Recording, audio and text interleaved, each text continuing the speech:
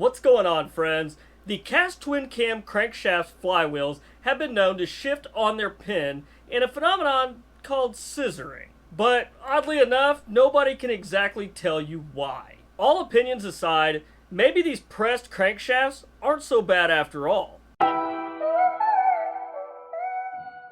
Whether it's the stock cast crankshaft or it's a forged piece from Screamin Eagle, all of the modern crankshafts, they're all three-piece pressed units. The sprocket flywheel, the pinion flywheel, and the crank pin are all pressed together as one unit. Now, starting in 2007 is when we started to see this scissoring phenomenon, along with failed compensators, and then there was also the issue with the 6-speed transmissions and the bearings going out of them. Now, with crankshaft scissoring, what's happening is the two flywheel halves are actually coming out of alignment on the crank pin, and as the crankshaft's turning, this is what's causing it to wobble. Now, definitely depending on how bad this shift has been, you might actually feel this with the bikes running and while you're running down the road, and definitely if you go to measure your pinion shaft run out, you're really going to see it there on the dial gauge. Now, if your runout's bad enough, this can actually damage your oil pump, your cam plate, your cam bearings. This can really tear some stuff up in a hurry if you let it go like that. Now, for sure this would lead us to believe that these pressed assemblies are just absolute garbage. But on the other hand, maybe there's a little something there that Harley-Davidson hasn't been very forthcoming with. This little something I neglected to mention. Guys, if you enjoy the video, please don't forget to hit the like button and consider subscribing to the channel if you haven't done so already. Now guys, Harley-Davidson presses these crankshaft assemblies together with 20 tons of force, and they have about 5 to 7 thousandths interference on the fitment. Now, this should be more than enough to realistically do anything you want to do with this crankshaft to withstand horsepower of well in excess of 100 horse. Now guys, oddly enough, these crankshafts are absolutely straight. They're robotically pressed, and when they're actually delivered to the crankcases and installed in the crankcases at the factory, they're basically perfectly straight. But oddly enough, at the same time in 2007 when they started doing this, Harley started allowing for runout of up to 10 thousandths on that pinion shaft when it's measured in the crankcase itself. Now 10 thousandths is definitely not something we want to see as far as runout on the pinion shaft, but fortunately in most cases, your pinion runout is generally 3 thousandths or less, maybe 5 thousandths on the high end in some extreme cases. Now you get over 5 thousandths, those are like very, very rare cases where there's definitely something going on and you should probably have that looked at, even though Harley-Davidson says 10 thousandths is okay. If you're above 5 thousandths, I would definitely be tearing into the motor. Now, a lot of times when you're building a motor and you're actually going down and splitting the cases, a lot of guys will either opt for a built aftermarket crank, or they'll take their factory crank out and get it welded, get it trued up, and get it balanced as best you can. With you can't really perfectly balance a 45-degree V-twins crankshaft. About the best you can do is just balance it for the task at hand, depending on what you plan on doing with it, and that's about as good as it gets. Now, even sometimes with aftermarket cranks, they've even changed the shape of the crank pin from round to a hexagon shape in an effort to try to keep it from scissoring.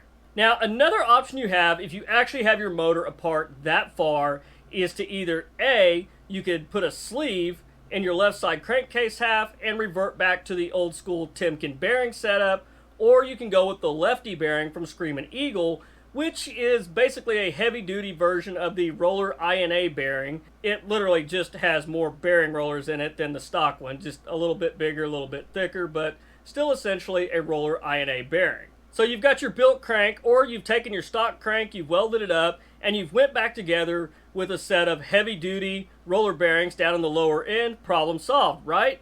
Well, not exactly. There's still a chance that that crank can scissor. Is it great insurance? Absolutely, and I would still highly recommend doing that. Now, we all know the stresses on the crankshaft with the pistons and rods absolutely giving that crank pin a thorough beating.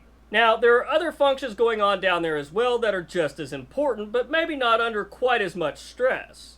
Focus is normally on the pinion side of the crankshaft and what can happen there with the oil pump and the cam plate if you have excessive runout and what kind of damage can be caused. Nobody ever really talks about the other side of the crankshaft.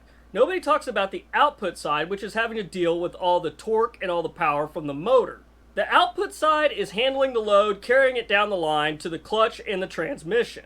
The pinion shaft side has a very light load in comparison, and that load varies very little. It's actually the output side that's doing all the heavy lifting without all the flex that the pinion side actually has. The trend for twin cam engines has really been increased tolerances, or basically engineered in slop into these engines. So basically throughout the motor we have looser bearings and we have looser tolerances over on the cam plate to allow for all this flex and movement in the motors. Now the only place in the engine where they have really seemed to increase the tolerances is over on that output shaft side. So the automatic chain tensioner that started showing up on the 2007 and newer models, this thing has a real tendency to over tighten the primary chain, and what that does is that's basically putting a lot of pressure on that output side of that crankshaft. So you have all this pressure over on the output side of the crankshaft. You've got this primary chain, which is basically over tightened with the automatic tensioner.